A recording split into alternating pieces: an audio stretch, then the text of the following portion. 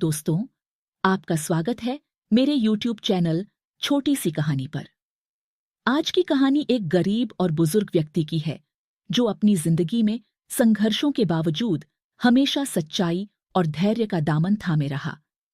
ये कहानी हमें सिखाती है कि जीवन में चाहे कितनी भी मुश्किलें आएं, हमें हर परिस्थिति में शांत और सकारात्मक रहना चाहिए।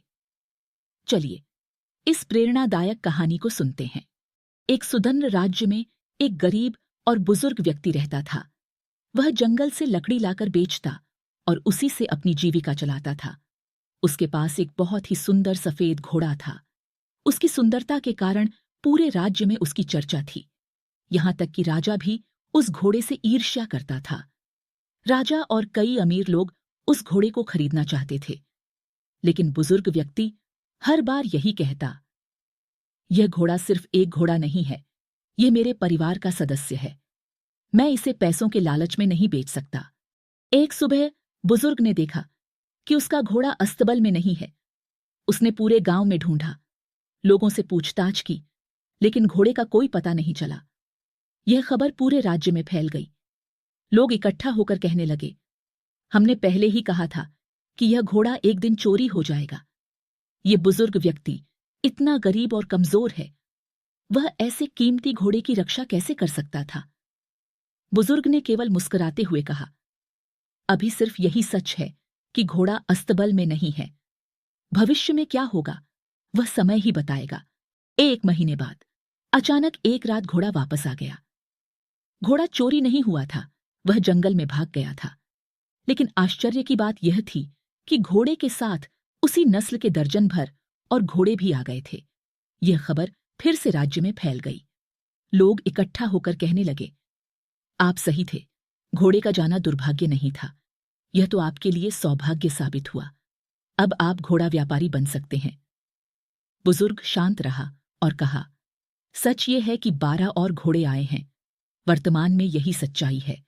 आगे क्या होगा वह भविष्य की बात है। बुजुर्ग का बेटा जंगली घोड़ों को काबू में करने की कोशिश करने लगा, लेकिन 3 दिन बाद वह एक जंगली घोड़े से गिर गया और उसकी टांग टूट गई। लोग फिर से इकट्ठा होकर दुखी मन से कहने लगे, आपके साथ बहुत बुरा हुआ। 12 घोड़ों का मिलना सौभाग्य नहीं था, बल्कि एक अभिशाप था। आपका एकलौता बेटा घायल हो गया। अब वह कैसे शादी करेगा? बुजुर्ग ने कहा, सच यह है कि बेटे की टांग टूट गई है। यह भी सच है कि अब मुझे उसकी मदद करनी होगी। वर्तमान की यही सच्चाई है। भविष्य में क्या होगा वह समय ही बताएगा। कुछ समय बाद राजा के दुश्मनों ने राज्य पर हमला कर दिया। राजा की सेना अचानक हमले से कमजोर पड़ने लगी, इसलिए राज्य के सभी युवकों को सेना में भर्ती कर लिया गया। लेकिन बुजुर्ग का बेटा बच गया, क्योंकि वह लंगड़ा था। लोग बुजुर्ग के घर आकर कहने लगे, आप सही थे, आपके बेटे की टूटी हुई टांग आपके लिए वरदान साबित हुई। उसे युद्ध में नहीं जाना पड़ा, लेकिन हमारे बच्चे चले गए। अब हमें नहीं पता कि वे वापस आएंगे या नहीं। बुजुर्ग ने कहा, पहले तो सत्य को समझें। सच यह है कि आपके बेटे देश सेवा के लिए गए हैं। हो सकता है कि यह आपकी इच्छा नहीं थी, फिर भी वे गए। यह दुर्भाग्य है या सौभाग्य, यह कोई नहीं जानता। बुजुर्ग ने गहरी सांस लेते हुए कहा, जब तक आप लोग चीजों को अच्छा या बुरा के रूप में परिभाषित करते रहेंगे, तब तक आप असंतोष और अशांति के जाल में फंसे रहेंगे। नसीब की परवाह क्यों करें? नसीब तो केवल एक बहाना है, एक भ्रम है। असली शक्ति आपके कर्मों और विचारों में निहित है।